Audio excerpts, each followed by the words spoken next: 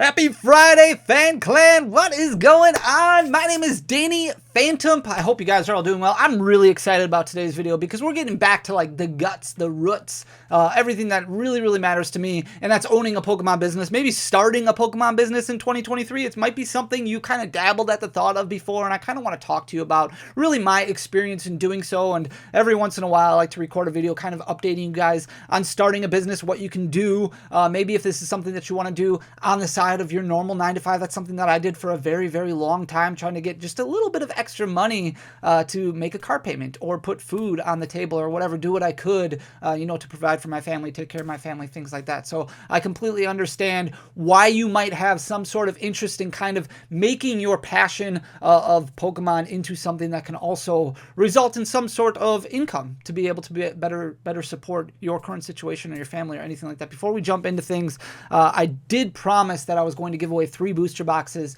of V-Star Universe, and rather than put everybody's names up here, I'm just going to pin the winners in the comment section down below. So take a look in the comment section down below. The first comment that I pin, I will make sure to tag all 3 winners.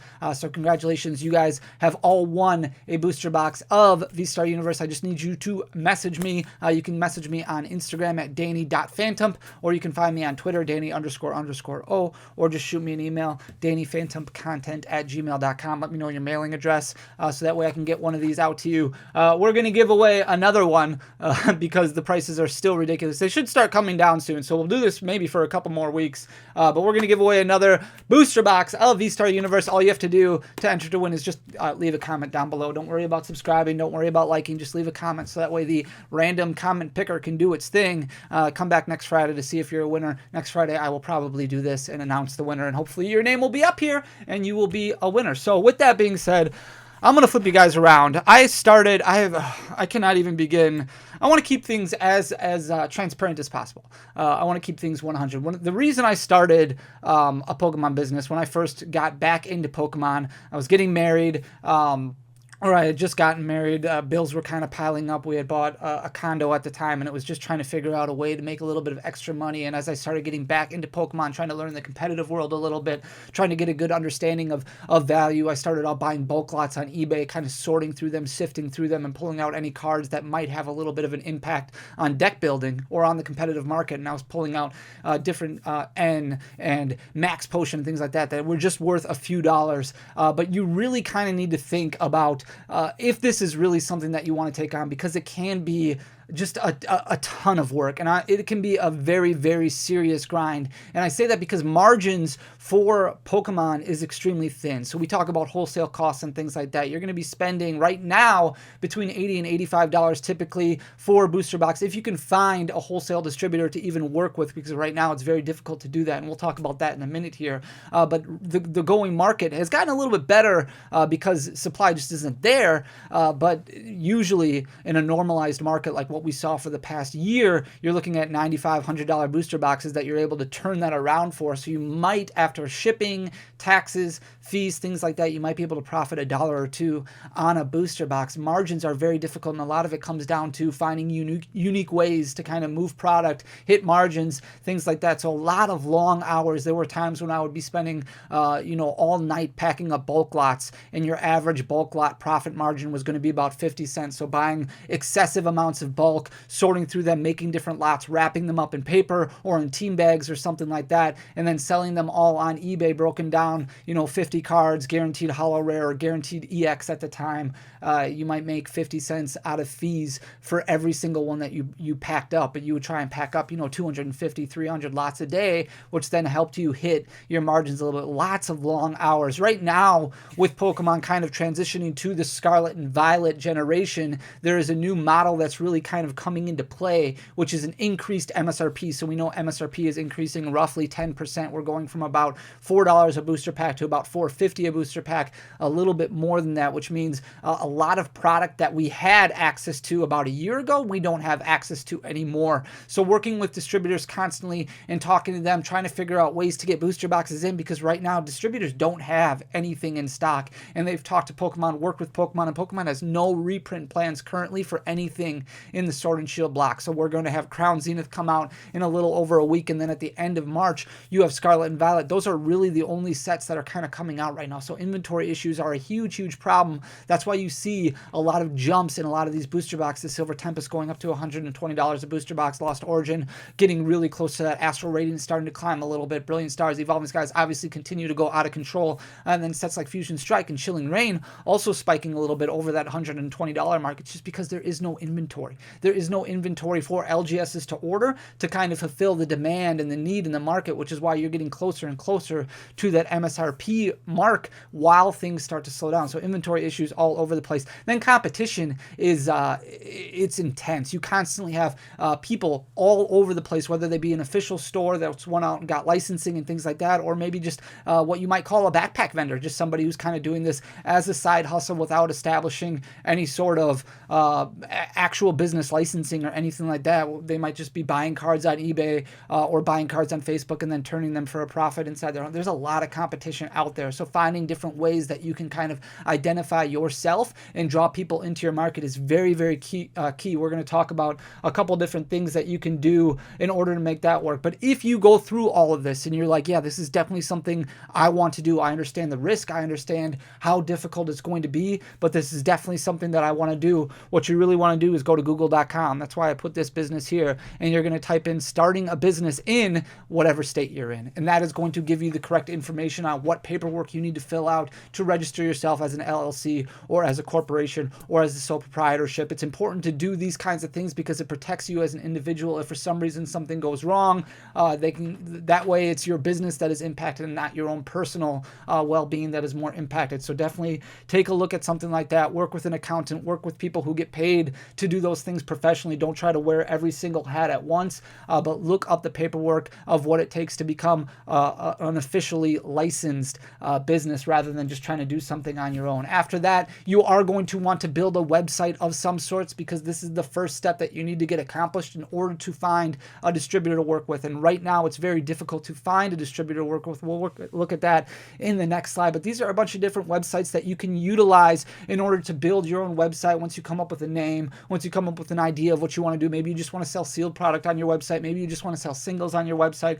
whatever the case may be. Obviously, you have outlets like Amazon, TCG Player, eBay, but specializing in your own website is going to save you a lot as far as fees go. You have Wix.com, Shopify, Web.com, Squarespace, and WordPress. I have dabbled in many of these, but Shopify is the one that we currently use. I'm not going to sit here and say that it's the best one of them all. It's just the one that I was most comfortable with. It's the one that I had the most hours into, so it's the one that I ultimately ended up using. A lot of different apps and things like that that you can add on. Of course, there's costs associated with all of them, so keep that in mind as you kind of budget, write up your business plan, and decide where you want to go. But lots of different options to create your website, but you're going to have something in order to work with distributors. One thing that you can do is you can go to this link right here. I typed it, or I pasted it in here. I don't expect you to copy all of this letter for letter. You can just go to Google and just type in who are the Pokemon company's wholesale distributors, and this will pop up for you. So you can kind of get a feel for what's all out there. But this lists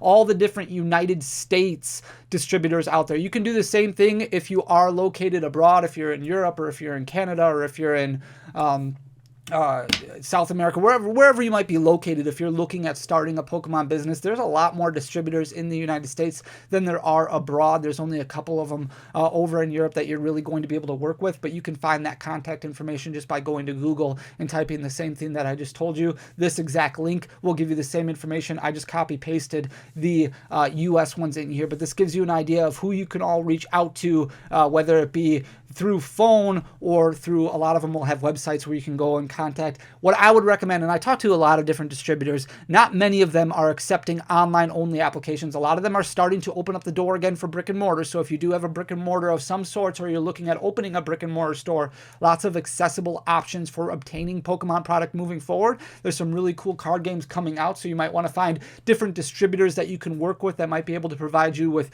One Piece, or in the future at the end of 2022 might be able to provide provide you with, Disney is launching their own TCG with Lorcana. Lots of different available options out there where you might not want to only focus on Pokemon, and that's one thing that you might want to, maybe you have additional information in the Digimon TCG or Dragon Ball Super or something of that nature that you want to be able to offer, Magic the Gathering, Yu-Gi-Oh, things like that. But a lot of those are only going to be accessible from brick and mortar. It really depends on who produces the TCG itself. But I would definitely recommend reaching out to these, ask what their plans are throughout 2022. If you're just somebody who's looking on doing something like this on the side, maybe only online because that's all you can really afford as far as time goes, I would still recommend reaching out to them, asking them what their plans are throughout 2023. Maybe they have an idea that eventually over the next few months they'll start looking at online applications as well for Pokemon, because Pokemon is one company that does allow online only stores.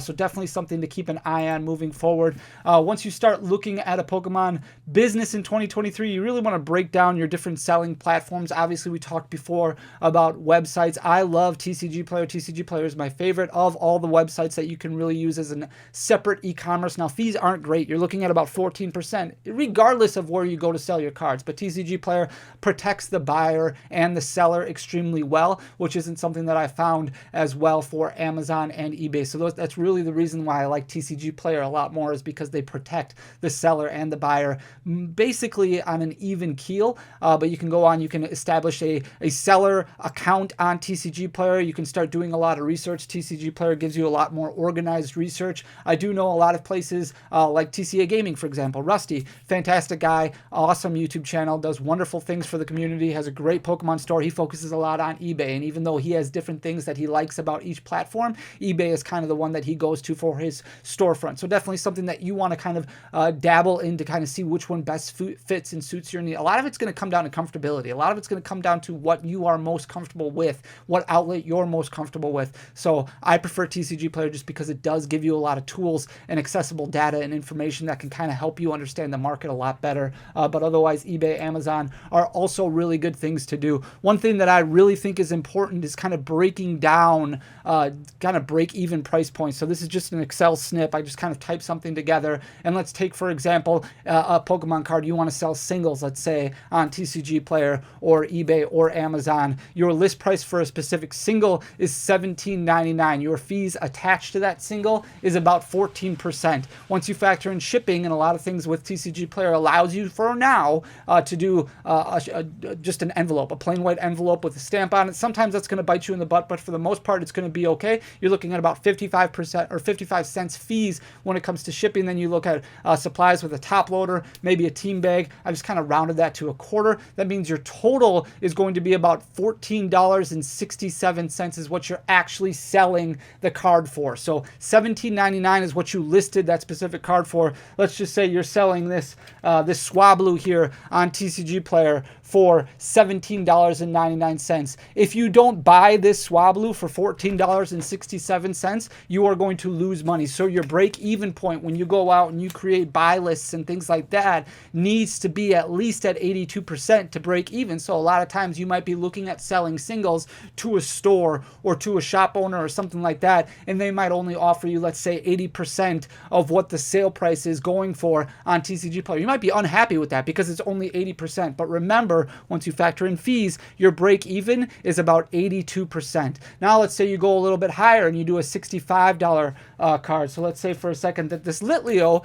you're selling for $64.99. I went a little bit higher because I also wanted to factor in tracking, things like that. Your 14% fees stay the same, and I just rounded up to about 14% because TCG Player has a flat rate plus an additional cost for each card. Roughly about 14% is what we're looking at. Your shipping is about $4.50. This continues to rise. So rising costs and expenses has really made it more and more difficult for a lot of store owners as postage starts going up a little bit. But you want to protect yourself, you want to protect the buyer, so you're looking at about $4.50 in tracked shipping. Your supplies stay the same. You're still looking at maybe a top loader and a team bag. Your total then is $51.14, which means your break even. You need to buy this Litleo card for $51.14 if you're going to sell it for $65. So that means you need to buy a $65 card roughly at 78-79% just to break even. So it's really important to remember that because when you go and you start making buy lists and things like that, so let's say you post a buy list on your Facebook page or on Instagram or on some sort of outlet, wherever it might be that you're trying to buy singles.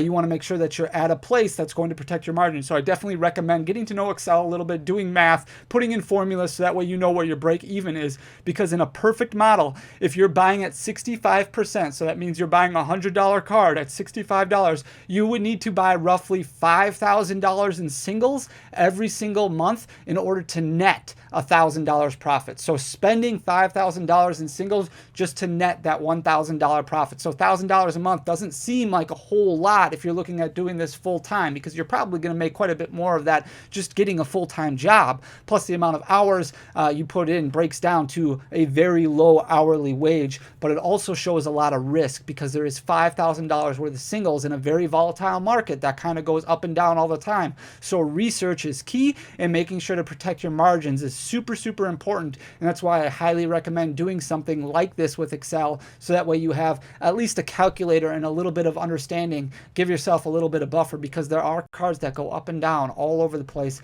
all day, every day. That's why I really enjoy TCG Player, looking at what's moving, what's selling all the time, things like that. Where can you buy cards? Well, these are different options right here. So you might be looking at where you can buy inventory, because inventory is so low, ordering from distributors. So there's a lot of different places that you can post singles, that you can post different buy lists and things like that. Obviously, you can go to eBay. You can go to eBay again. This is where competition is super stiff. You can type in Pokemon. Just go to eBay, type in Pokemon, sort by newly listed, and just keep refreshing. Every 5 minutes, keep refreshing, and you'll see newly listed singles all over the place. What you also will see is a lot of things disappear every time you refresh. That's because the competition is so tough. So there's a lot of people who are constantly looking at that all the time, trying to find deals, trying to find something that was listed that's a little bit better for them as far as margins go, that they pick up right away, they buy right away. You'll start seeing what's kind of flying off. You'll see what's still hanging on, what's kind of going for days at a time without being purchased. Maybe stuff is priced perfectly, but it'll start showing you different deals that you might be able to scoop up, so that way you can kind of fulfill some of that single inventory. Same thing with Amazon. You can also go to different places like Reddit. There's a lot of Discord servers that specialize in selling. Same things with different social media outlets. So TCG Player is another place that you can look. A lot of times they'll do bonus bucks, like 8% bonus bucks, 10% bonus bucks. A lot of times you'll be able to find cards that are selling for under market and then take advantage of that 10% bonus bucks. So that kind of adds in where you're double dipping. Instagram, Facebook, there's a lot of different Facebook groups. You can go to Burbank City Poke Gym, I think this is what it's called, but Burbank City Gym is definitely a place that you can go to in order to buy singles and things like that. A lot of times people sell below market or below TCG Player low, just because they're looking to move a large quantity or a large lot. Maybe at the same time they don't have a local store close to them, or they want to get a little bit better than 50-60% margins. Those are definitely different places that you can go. And then pay attention to the competitive scene. We're coming very, very close to rotation. So rotation is going to hit, I think it's middle of April, but I could be wrong on that. Obviously, Scarlet and Violet coming out is going to play an impact in things, but a lot of these cards that are selling on TCG Player right now, and I really like going to TCGplayer.com, sorting by best-selling inventory or best-selling cards for common and uncommon, and just sticking with trainer, energy, item, those cards, getting rid of, not searching for Pokemon at all. These are all leaving, so these are going to start coming down in price. So you've already seen Capture Energy drop below $1, Aurora Energy, Powerful Energy started spiking up a little bit. It's going to start going the opposite direction. Same thing with Speed Energy. But as these get out of the competitive format, these cards that are worth maybe $1 or $2 that are worth pulling out of your bulk are going to get down to bulk pricing, where they might only be worth a couple cents a piece, because people aren't using them in competitive deck builds anymore. So pay attention to TCG Player, to rotation. Look at Limitless. Look at different websites that show popular decks that are available, and start thinking moving forward what decks are going to be. If you're not involved in competitive play, but you're somebody who really wants to start a Pokemon business, you really have to do the work. And when I talk about long hours of research and things like that, competitive play is going to play a huge factor on your business moving forward, because you need to figure out these cards that have a little bit of value with them because of competitive play, so that way you can start pulling them out of bulk, so that way you know how to market them properly, you know what sales platform to sell them on properly, and that's going to help your business in the long run. So understanding rotation and these cards leaving the format is going to impact those prices. So if you're sitting on a lot of copies copies of Drizzile because it was selling at one point for $4 a copy and now it's down to $2, you definitely want to take that $2 margin or that $2 price point because it's going to drop even lower as soon as rotation hits and Drizzile isn't a factor anymore in competitive play. So these are kind of the main points that I really wanted to hammer home moving forward. We'll do a follow-up video after rotation hits, really get a good understanding.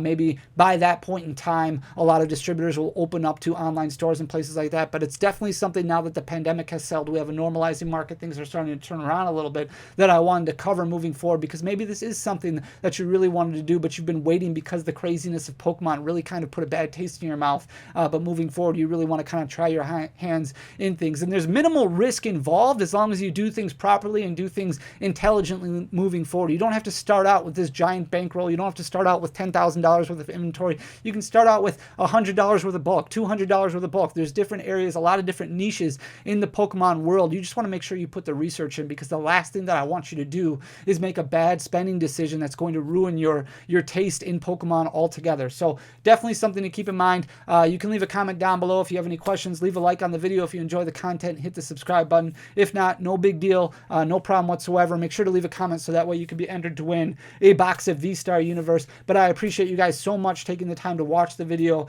I definitely think that it's going to be a very interesting next several months, and I wouldn't necessarily take a plunge and start a Pokemon business until we see what happens with Scarlet and Violet and see that MSRP increase, because margins could get a lot worse for LGSs, especially because wholesale costs are going to start going up, but the customer base might not respond to that very well. They might not be okay spending $110 for a box of Scarlet and Violet. Once we start getting the leaks of what Scarlet and Violet base is going to entail, if we don't have alternate arts anymore, if we don't have the trainer gallery, if we go back to a situation where it's just 5-6 hits in a box with the majority of them being regular arts, you might get one full art. Not going to make a whole lot of people excited, especially after they get the Crown Zenith feel of a lot of really cool different artwork. So definitely something to keep in mind and ponder on over the next few months. Regardless, thank you so much for taking the time to watch this 20-minute rant or video of hopefully some good information. Until next time, guys, I'll talk to you soon. Peace.